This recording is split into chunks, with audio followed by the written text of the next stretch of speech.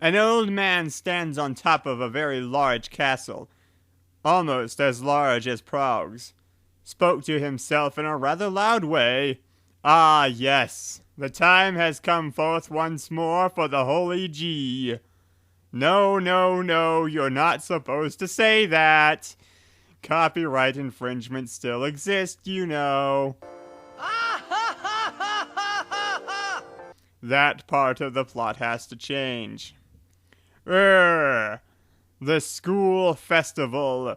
There will be many wills, many battles, many loves to achieve the title of having the greatest stand of the year. Okay, that's interesting. Let's go with that. But who will prevail? I'm not entirely sure, since I'm not a psychic. Perhaps I will consult with Madame Yin for that. May the gods and goddesses bless you all with fortune and all the other stuff that deities bless people with. With that, the old man opened a random wall on the castle and stepped back and see. I sure hope there will be maid uniforms involved. Buddha, damn it. I'm talking here. Ahem. And stepping back inside. And that was how it all began. Now go and fulfill your destiny. With a small, almost pained sigh, a girl with long, almost green-shaded dark hair rose to her feet, having finished tying her shoes. On the bed by her side was her school bag, and a small case with a red cross indicating just what it was for. This was Lisa's first year using these stimulants to strengthen her constitution. For the most part, they seemed to be working. No longer did Lisa have to spend most of the school year stuck in bed with some new disease, but she was still easily tired. Hell, it was a struggle to walk to school, but she insisted upon doing so just for the sake of delaying arriving at school.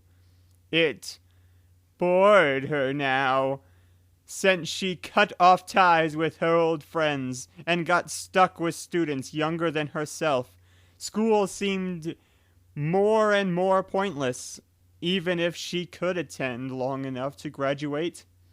Lisa didn't voice her complaints, though. At the very least, she was successful guinea pig for the stimulants. Then others like her, who couldn't be cured from whatever they had, would at least be able to live a somewhat normal life for whatever time they had left.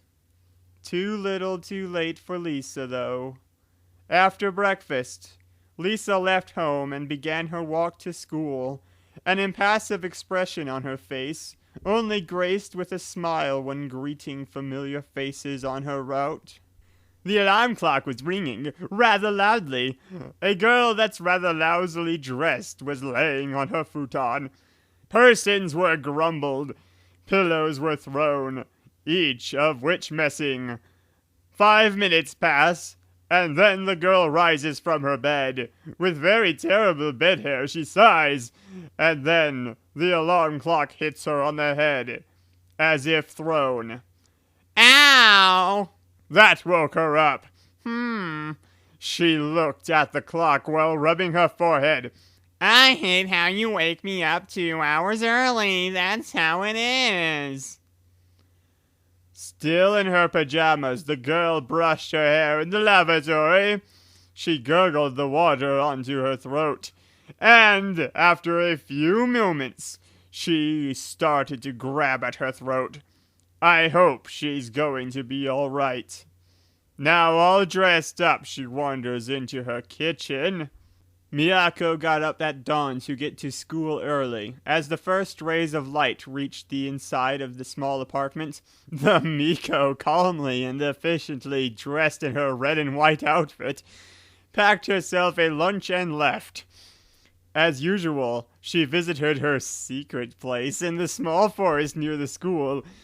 She spent about half an hour there, in a quiet and secluded clearing off the beaten track.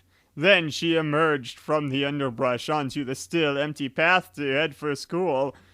It was still early when she arrived at the school grounds, but already those with morning training were starting to appear.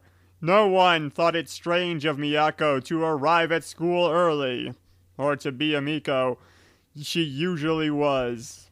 The sweat dripped from Edith's face as she took off her fencing mask and examined the defeated training golem. She frowned and tossed the mask to one of those standing on the sidelines. And as she left the training hall, she told the one responsible for the golem, "Make them harder!" She commanded, and the man bowed. She turned off the valve to the shower and walked over to her locker and started to get dressed. Putting on the school uniform and a pair of tights next to last, Edith smiled as she felt the familiar cloth over her back. She finished by strapping the belt with the sheath, holding her sword, Princess Maker, around her waist, and the second strap across her chest. Another day in school! School! She never been to school. It may have seemed somewhat strange to most people she met, given Hanako's apparent knowledge and reading level, but there was no formal education involved in her life. Hell was an amazing learning environment, for all its flaws, given that you could find someone there that knew everything. Still, she'd gained permission to spend time on Earth, and I'd been advised to make the most of it, learn things, stuff like that. No one had mentioned how weak she'd be, though.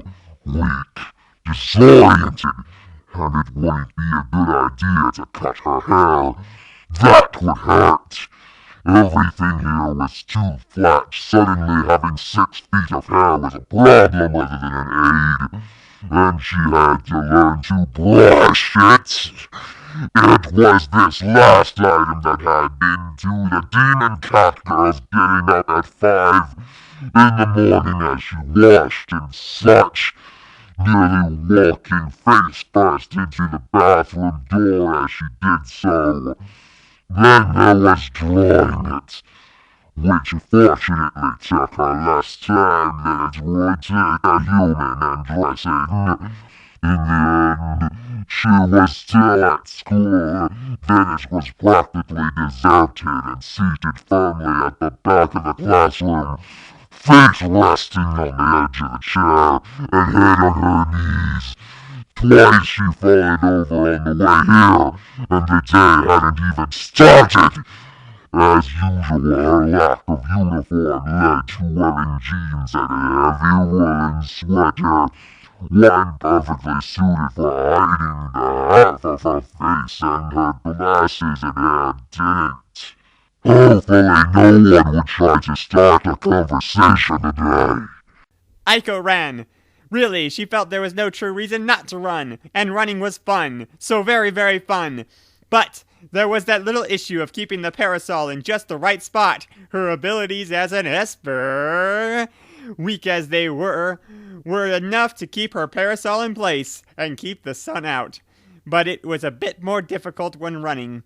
Aiko did kind of wish she was wearing Gothic Lolita to match her fancy fringed parasol. But the school uniform was nice enough. In any case, she was already on her way to school. Aiko was up in the dorms. She'd gotten used to being a vampire ever since she got turned. She'd gotten a night shift job and convinced the school to let her take night classes. Feeding had been a touchy matter, but she'd come to an agreement with the local blood bank. Too bad all the other students were usually asleep at night. A blonde girl with long hair slowly walked to the school. Sarah donned a normal school uniform that was just okay for her, but she wished that she was wearing something better. Maybe a dress fitting for a princess, but the school uniform would have to do. A sword on her belt is currently sheathed as Sarah walked to school while she looked at the other students with contempt. When she is done looking at the students, she walked to school at a faster pace. Sarah arrived early at school and she sat somewhere where she could be alone. She looked down at the ground, shedding a tear on her face.